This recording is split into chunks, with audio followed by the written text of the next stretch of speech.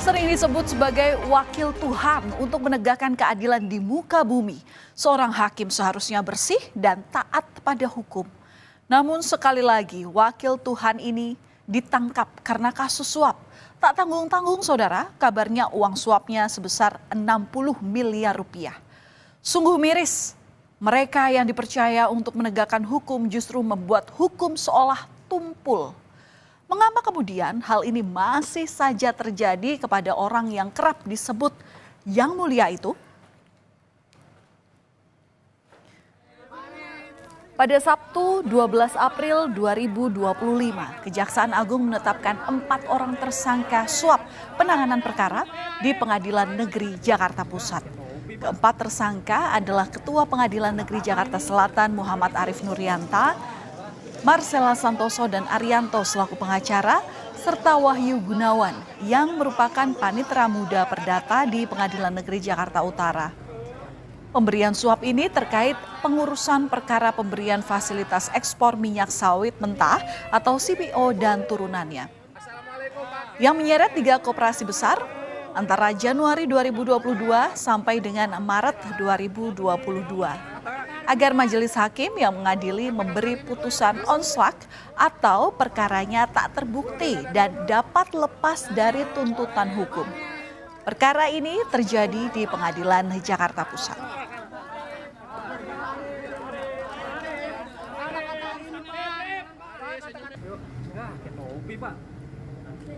Adapun keempat orang tersebut masing-masing adalah: 1. Tersangka WG yang bersangkutan selaku panitera muda perdata pada Pengadilan Negeri Jakarta Utara. Jadi saat ini jabatan yang bersangkutan adalah panitera muda pada Pengadilan Negeri Jakarta Utara. Kemudian yang kedua, tersangka MS yang bersangkutan adalah seorang advokat.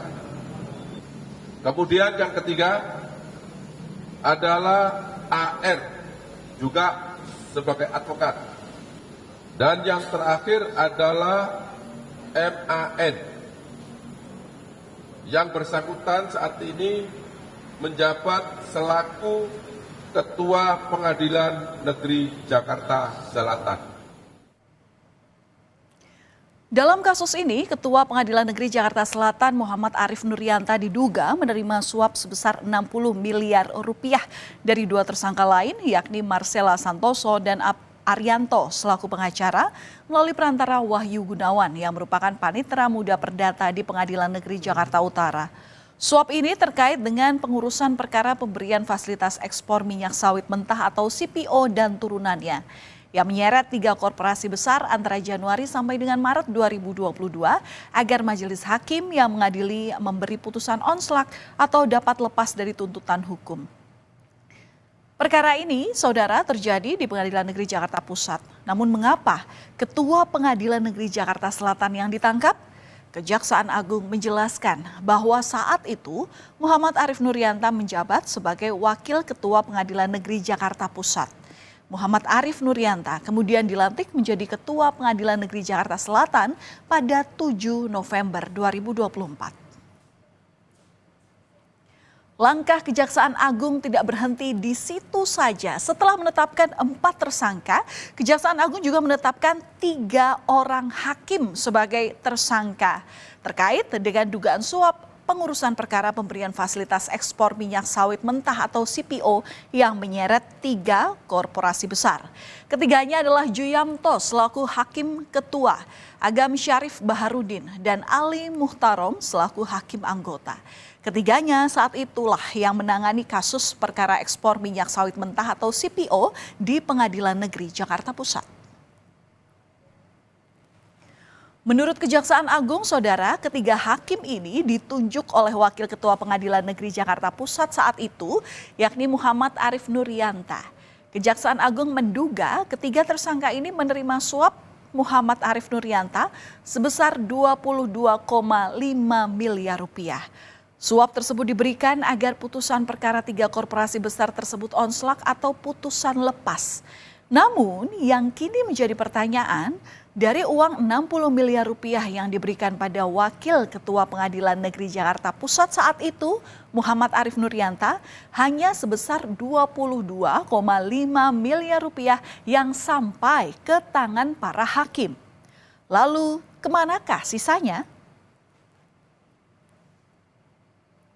Jadi uang 60 miliar itu diterima oleh Wakil Ketua Pengadilan Negeri Jakarta Selatan saat itu.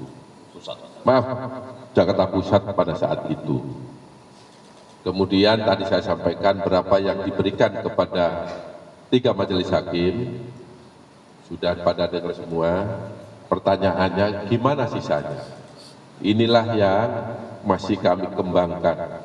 Apakah sisanya masih ada yang dibagi kepada orang lain, ataukah seluruhnya dikuasai atau dalam penguasaan yang bersangkutan, yaitu tersangka MAN. Seiring dengan penahanan 7 tersangka dalam kasus pemberian suap dalam rangka pengurusan perkara pemberian fasilitas ekspor minyak sawit mentah atau CPO dan turunannya yang menyeret 3 korporasi besar, pihak Kejagung juga menyita sejumlah mobil mewah. Mobil-mobil mewah tersebut merupakan milik para pengacara yang diduga berperan sebagai pemberi suap dalam kasus ini. Ada pula 21 motor dan juga 7 sepeda yang ikut disita. Selain mobil dan motor mewah, penyidik juga menyita 10 lembar uang dolar Singapura pecahan 100 dan 74 lembar uang dolar Singapura pecahan 50 di rumah tersangka Arianto, serta 4.700 dolar Singapura di rumah tersangka Marcella Santoso.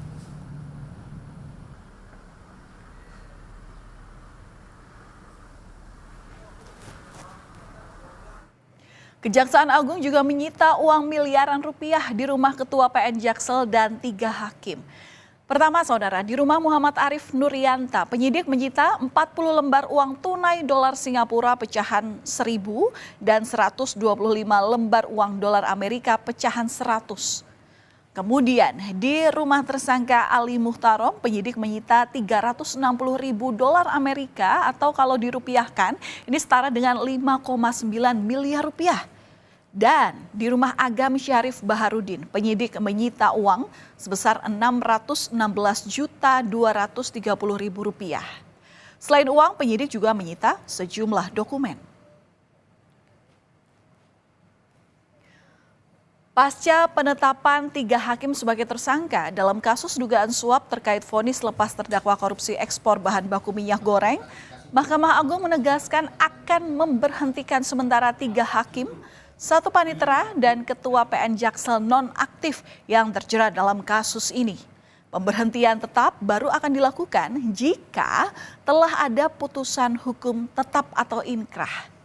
Pemberhentian tetap akan diajukan ke Presiden setelah Mahkamah Agung menerima salinan dokumen penetapan tersangka dan penahanan.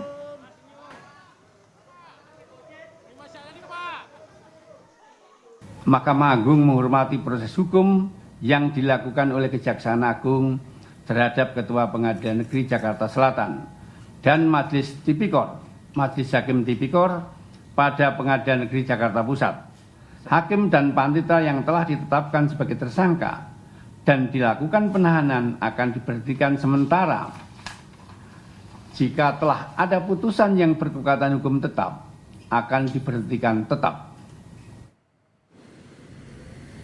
Sementara itu, juru bicara Komisi Yudisial Mukti Fajar Nurdewata menyebut akan melakukan penyelidikan mendalam guna menelusuri dugaan pelanggaran kode etik dan pedoman perilaku hakim. KY juga akan berkoordinasi dengan Mahkamah Agung dan Kejaksaan Agung untuk melakukan pendalaman terkait kasus tersebut. Yudisial sangat menyayangkan dan prihatin sekali terhadap peristiwa tersebut. Dan oleh karena itu, KY menggunakan hak inisiatifnya untuk menerjunkan tim dalam menelusuri dugaan pelanggaran kode etik dan pedoman perilaku hakim.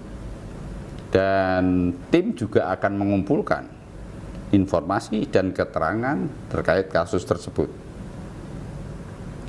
serta memproses informasi atau temuan apabila ada indikasi pelanggaran kode etik hakim.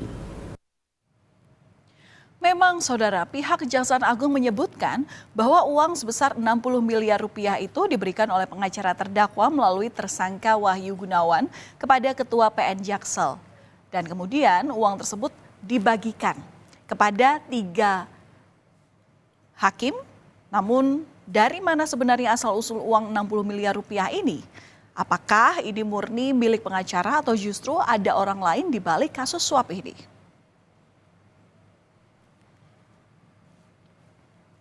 Dan masih segar dalam ingatan kasus serupa yang terjadi di Surabaya, Jawa Timur. 3 hakim ditangkap, Saudara, karena diduga menerima suap. Mereka adalah Erin Tuah Damanik, Heru Hanindyo, dan Mangapul. Mereka ini adalah hakim yang memberikan vonis bebas kepada anak mantan anggota DPR yang terlibat penganiayaan, yakni Gregorius Ronald Tanur. Kalau kita mundur ke belakang, Saudara, pada 23 Oktober 2024, hakim yang menangani kasus Ronald Tanur di PN Surabaya ditangkap dan langsung dibawa ke gedung Kejaksaan Tinggi Jawa Timur. Mereka adalah Erin Tuah Damanik, Heru Hanindyo, dan Mangapul. Ketiganya diduga menerima suap dan atau gratifikasi terkait dengan penanganan perkara tindak pidana umum di Pengadilan Negeri Surabaya atas nama terdakwa Ronald Tanur. Sementara di Jakarta, Kejaksaan menangkap 1 orang berinisial LR yang berprofesi sebagai pengacara. LR ini diduga sebagai pemberi suap dan atau gratifikasi. Kejaksaan Agung melihat ada indikasi kuat bahwa vonis bebas Ronald Tanur adalah karena ketiga hakim ini menerima suap dan atau gratifikasi dari LR.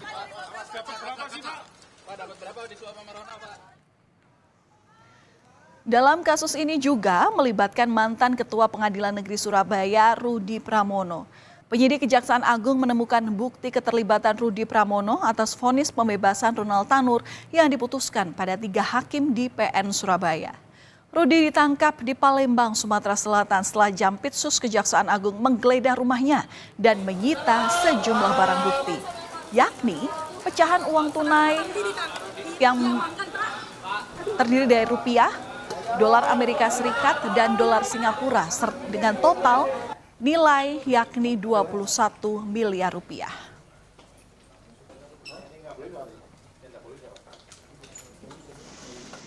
Tidak hanya ex-ketua Pengadilan Negeri Surabaya yang terlibat dalam kasus ini, mantan pejabat Mahkamah Agung Zarof Rikar ini juga turut terlibat. Zarof Rikar diduga menerima uang suap sebesar 5 miliar rupiah dalam bentuk pecahan uang asing. Suap ini untuk tetap menyatakan Ronald Tanur tak bersalah pada tingkat kasasi. Saat itu Zarof Rikar menjadi perantara dalam kasus Ronald Tanur.